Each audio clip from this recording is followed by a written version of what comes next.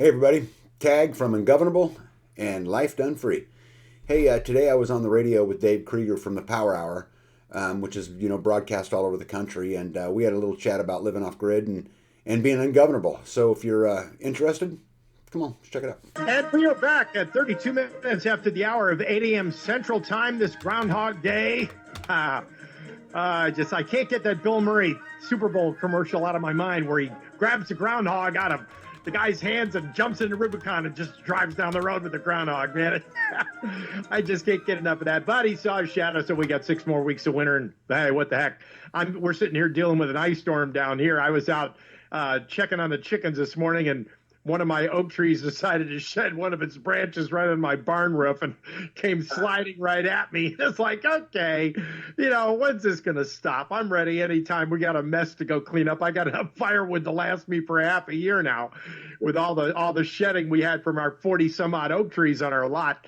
And he goes by Tag, and he is a veteran. And this guy's got his mind in the right place, folks, which is why I love the guy. He's on EMP Shield. He is one of the big gurus of electromagnetic pulse. But see, he, like so many of us, he's doing it off grid. We want to be like that. We want to be, I'd like to know, are we talking about John Galt here? Galtism? We're talking about being like invisible. We're talking about being off grid, totally self-sufficient, non-governable. I mean, this is the kind of lifestyle you're living right now as a veteran, right? Ex-military. Yeah, that's the exact lifestyle I'm living. And Dave, thank you for having me on the show. No, I mean, I love it because, it gives us a chance to promote EMP Shield, which I've got 6 of them here, and you've got 8 because you're living off grid. Can you elaborate a little bit about where these 8 are and what you're doing with them? Yeah, of course. So because my house has both AC and DC power, right? It's because a solar system is DC power. So on my solar system, it's large. I have a large system. I run a 5,000 square foot home. I run a 40 by 60 outbuilding. I run an exterior processing kitchen. So I have a big system. So I have 1 on all of the charge controllers. That equals 5. Okay. And then I have 1 on my well, which is 660 feet away from my house. Right. So that makes 6. Then I have 1 on my backup generator. That makes 7. And then I have 1 on my house. That makes 8. Wow. Yeah. That's phenomenal. And all of that basically protects against solar flares, coronal mass ejections, and the unthinkable hypersonic missile that might be launched right over your neighborhood. As a matter of fact, in central Kansas, that's enough to put the entire country in the dark ages, for which the late Dr. Peter Vincent Pry has already claimed will kill 9 out of 10 people within a year, starting with all the planes crashing, the people in hospitals dying. And, I just go on and on. I had quite the conversation with Patrick, one of your guys, boots on the ground out there. And the thing is that we are running on all 12 cylinders here when it comes to EMP because we understand the concept. Mm-hmm. And while people should not be living in fear, because fear does a whole lot of different things to the human mind. And it basically, I have seen fear defeat people to the point where all they want to do is sit there and worry and not get up and be proactive. And that's half this country's problem, is not being proactive.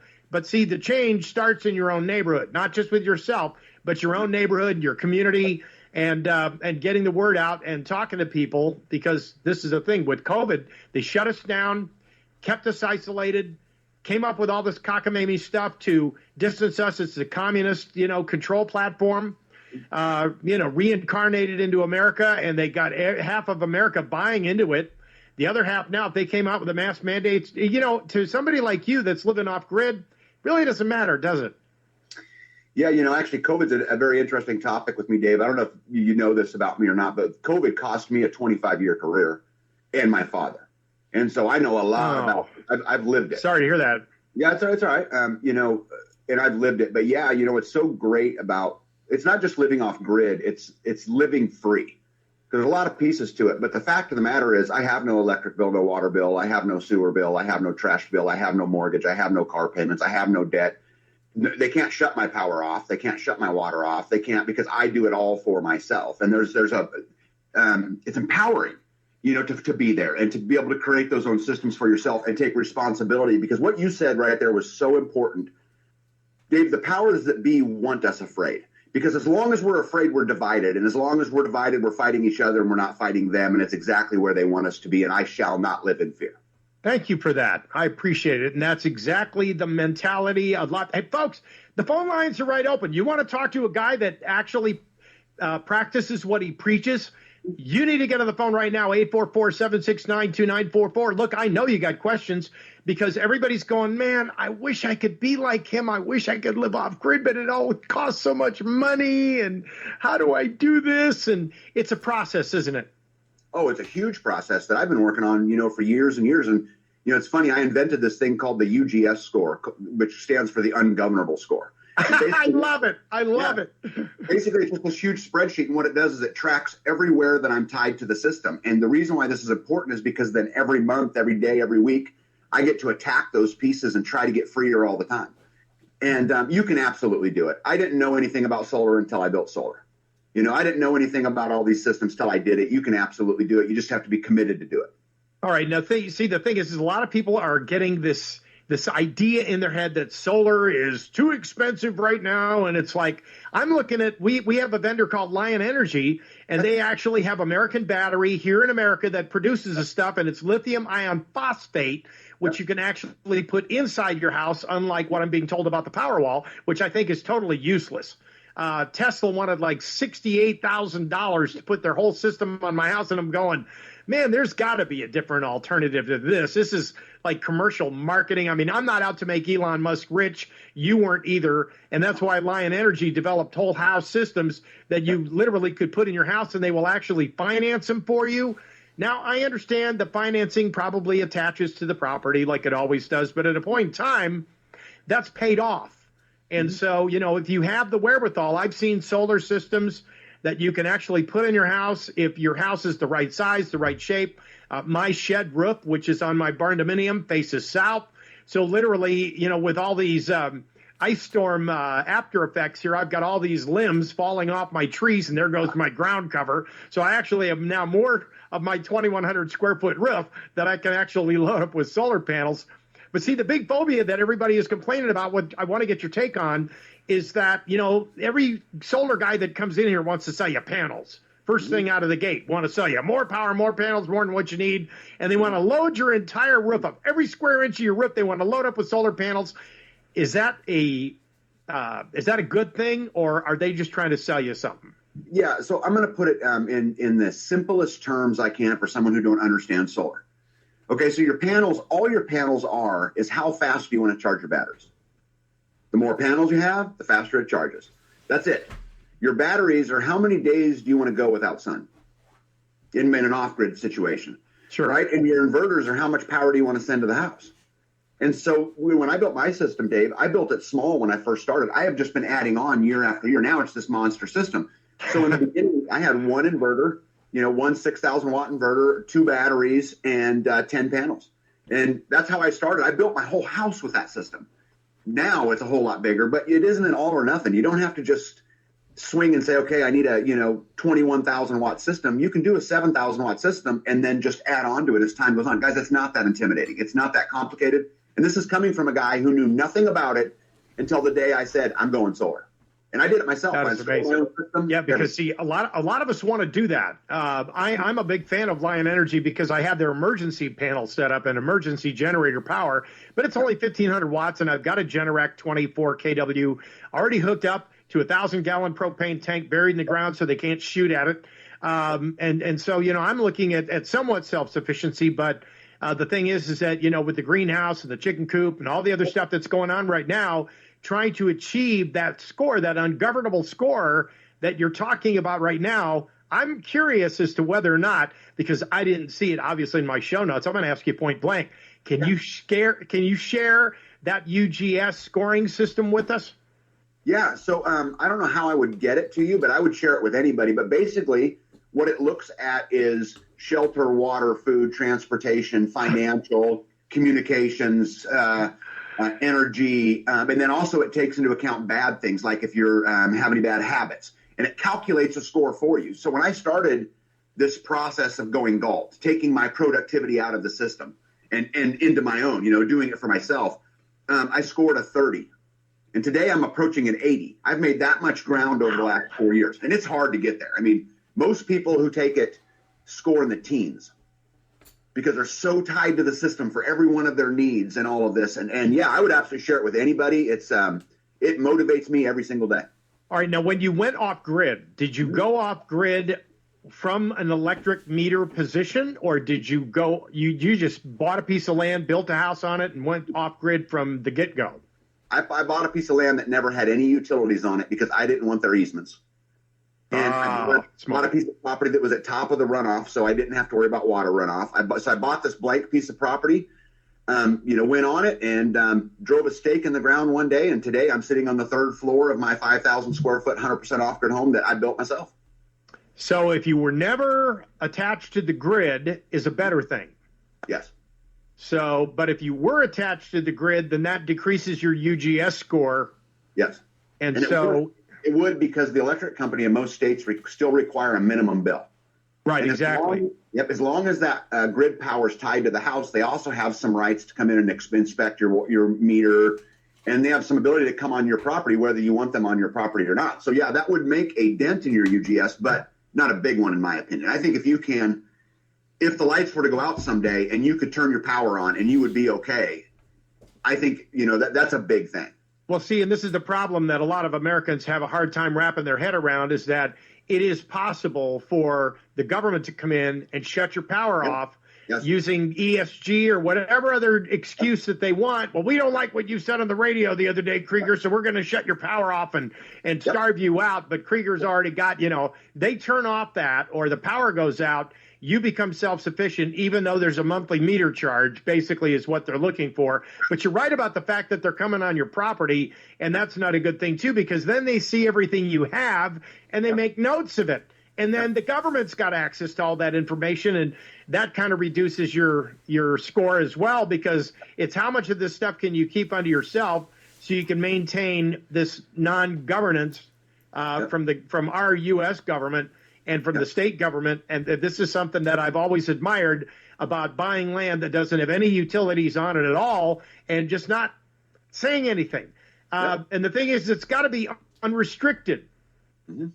And see, the thing is with mortgage free, a lot of us are mortgaged. A lot of us have monthly bills to pay. We're not all living that kind of lifestyle, and that affects the score as well. But the thing is if you've had a mortgage on a piece of property and you pay it off, this is one of the things that I've been talking about is to make sure that your chain of title is totally clean.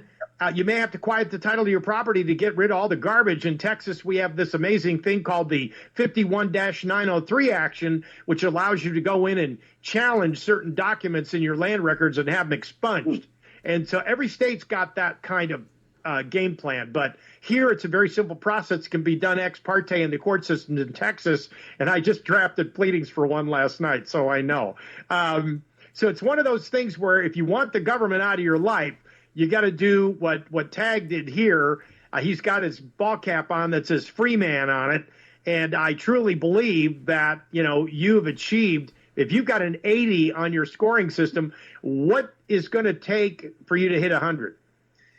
Yeah, what a great question. Well, first of all, I don't think 100 is possible. And let me explain to you why. I cannot make the oil filters for my truck. I don't have a salt mine. I don't have a lot of these things. But I think the way you push that score, the way I get into the 90s is through community, is through networking up with like-minded people all over the country, which we're doing. I own a social media platform that does exactly that. Wow. And anyway, so if you yoke up, as my shirt says, with community, I can trade resources in Pennsylvania, and I can trade resources in Texas, and I can trade resources which allow me to get close, but I actually don't believe 100% is possible. Wow. Gene in Ohio, you're on the phone with Tag. Go ahead. Thanks for taking my call, and I'll try to be brief and listen off here. This is a three-part question. One is, when it's overcast, how well will it maintain the batteries? Two, communications are important when it's overcast. And three, the maintenance. Thank you very much. Appreciate that, Gene. Thank you so much. I know that, Tag, you have a question. You have an answer for that. Yeah. So the truth is the solar panels will charge in any kind of light. So the greater the light, right, the brighter the sun, the faster they charge. But there's many a days that it's completely overcast where I live. And by 2 o'clock in the afternoon, my batteries are all the way full because it's still absorbing through there. It really just comes. And this is why the number of panels matters, right? If you build a system for the exact amount of power that you need, and then you get into overcast, those panels are only producing at some percentage of their efficiency, you're not reaching that goal. And so I overbuilt my system to make sure that during an overcast day, or 5 overcast days in a row, I'm still charging. So they will still charge through the course of overcast. That's all in designing your system. Do you want it to be a backup? Do you want it to be a primary? I mean, it just comes into those kinds of logistics. As far as maintenance goes, I want to go back to Lion Energy real quick. So I have nickel phosphate batteries. Mine are Simplify, not Lion Energy. But had I known Lion Energy when I bought mine, I would have bought theirs. I know the guys from Lion Energy. I met them at a convention in Miami, Florida a year or two ago, and they're great guys. And I would absolutely have gone the Lion Energy route because what they do, they can do for half the cost of what I did. That's one of the reasons why we have them as a vendor partner here on the show, like we do with EMP Shield. So those lithium, to answer his question, those lithium nickel phosphate batteries that you're talking about require no maintenance. There's no water you put in them. They don't vent hydrogen. And all of these things should be a concern when you build them. They're the best batteries on the market. And so the answer is the maintenance is almost none in a battery perspective or an inverter perspective. The solar panels perspective, this is why I don't put my solar panels on the roof, because see my gray hair and my beard, I don't want to climb up on a roof to clean the panels, and I don't want to climb up on a roof to adjust a panel. Mine are on the ground and they move with the sun. So that is amazing, itself. Yeah. All right, Bill in Illinois, go ahead. You're on the phone with Tag. Go ahead. Yeah, I got a friend. I lost touch with him a few years ago, though, but lived out in Indiana with his parents for a while. He got out of the Navy. He studied electronics in the Navy, and he wanted his own little shack and back, getaway shack by his. He built this little small wooden shack, and he had this thing he designed. Now he got everything from a junkyard. There was a junkyard that had a lot of electronic stuff, and it looked like a wagon wheel, and it was horizontal, kind of like that show where they spin the wagon wheel. And it produced electricity somehow where it charged up these batteries enough to power a little TV, a heater, and a light. And I couldn't believe it, but I witnessed it quite a few times when I went there. But I don't know what he did, but it had like little electronic things on the end of this wagon wheel, and all he did was turn it a little bit with his hand, and it would continue to go by itself until you stopped it. I don't know how he did it, but he learned this stuff in the Navy. Okay. You there? So, any question? No, I'm all for people being self-sufficient, but I just wish I lost touch with him. I don't know. He moved, and every time I try to call him, the phone doesn't work no more or something. I don't know. But, well, he's totally gone off a grid, Bill. Yeah, probably did. Yeah, I know it. And okay, take care. Thank you so much. We appreciate your call. The beauty about this, Ryan in Pennsylvania, I guess we really sparked some interest out there this morning. Tag, go ahead, Ryan. Good morning. I have an off-grid system myself that I designed and built. I built my own inverters, and I run one small inverter for lighting only and 2 larger inverters for the heavy appliances. But I'm finding in Western PA, my solar system at present will produce about 100 amps in good sunlight, but I have days where I'm getting as low as 2 amps. And my batteries are nickel cadmium because they withstand an enormous amount of abuse.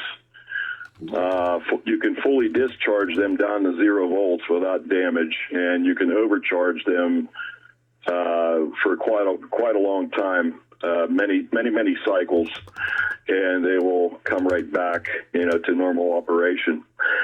But the thing I want to point out to people that consider this, depending on where you live, if you live out west where there's a lot of abundant sunlight, your solar panel requirements are more reasonable. But when you're living in areas where there's snow on the panels or it's overcast for a week, you have to have probably 20 to 50 times the panel that you would normally have in a good climate situation. So I just want to point that out to people. Well, I appreciate very that. expensive. It is very, very expensive.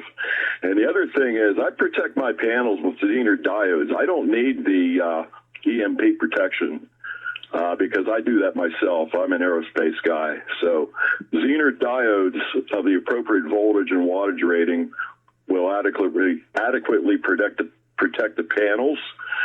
The other thing that people overlook with EMP protection is you need a very good grounding system.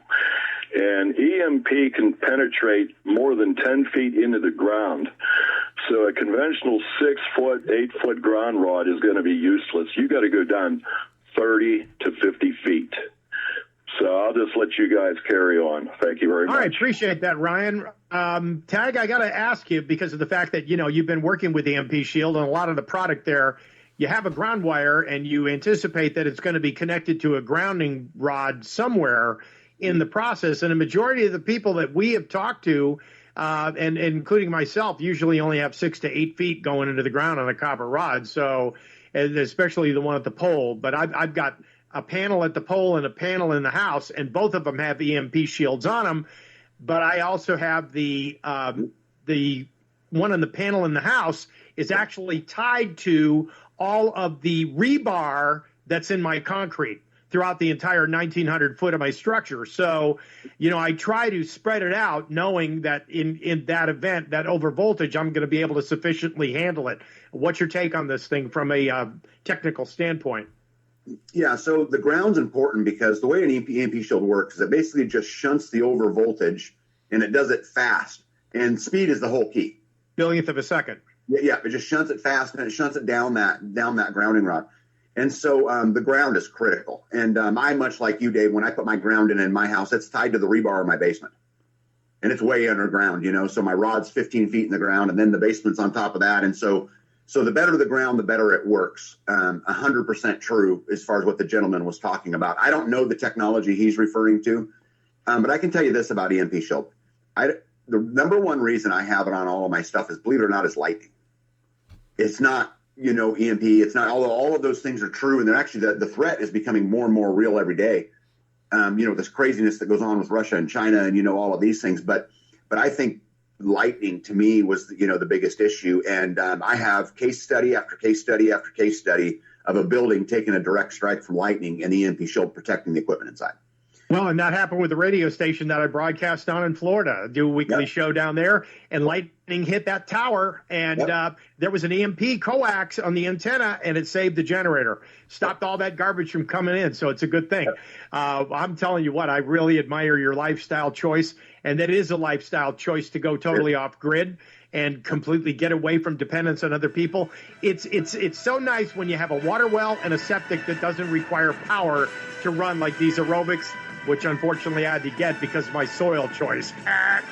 So I would score crappy on that. But anyway, it's so good having you. We're going to have you back on again because I know people want to get to where you're at, and we appreciate it. In the meantime, we will be back tomorrow for our Friday edition of the Power Hour. God bless you, and God bless the United States of America, what's left of it. See you tomorrow.